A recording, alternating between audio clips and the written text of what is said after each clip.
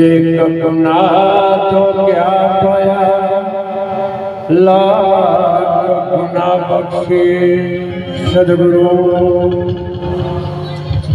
सदगुरु चतुराम महाराज, सदगुरु नटुराम महाराज, बोलो सदगुरु महाराज की जय। આજનો આ પાવન પ્રસંગ, એક તો મને આ ગામનું નામે યાદ નહીં રહેતું, મોટી ઉપરવાણ, આ લગભગ હું ત્રીજી વાર આવ્યો છું અહીં, છતાંય થોડો અટવાવાય છે, કેમ કે આ રસ્તાના આપણે અનુભવી નહીં, એટલે 1 કલાક જેવું અમે ફર્યા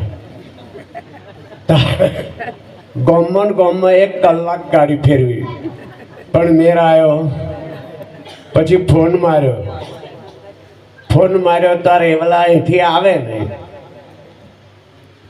હવે અમારે ચો જવું છો, તે પછી એક મહારાજ મળી ગયા ગાડીવાળા, હેડો કે હું તમને રસ્તો બતાવી દઉં, તે છેક મૂકી ગયા એમ અજાણ્યા।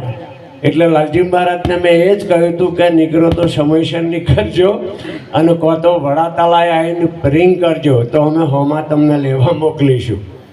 એટલે ઓકવર્ડ રસ્તા છે, એટલે આપણને બહુ ખ્યાલ આવે નહીં। હવે આ ગામના અંદર આ મહાપુરુષોએ તમને મને બધાને એક જ જગ્યાએ ભેગા કરી અને દર્શન સત્સંગનો જે લાભ આપ્યો છે એ બદલ ધન્યવાદ છે આ ઉપરવણ ગામને, કે ટૂંક સમયમાં આ તારીખ 22 હતી એની 14 કરી દીધી અને વહેલું રાખી દીધું।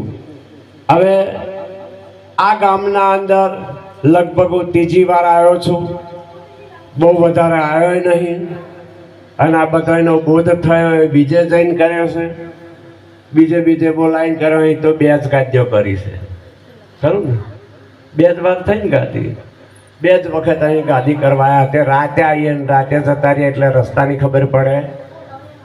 હવે અજાણ્યા, આપણા અજાણમાં જે કંઈક અટવાઈએ છે, એમ અજાણ એટલે સદગુરુ શબ્દમાં જો આપણે અજાણે રહીએ, મહાપુરુષોની બાબતોમાં જો આપણે અજાણે રહીએ તો મેર આવે એવો નથી।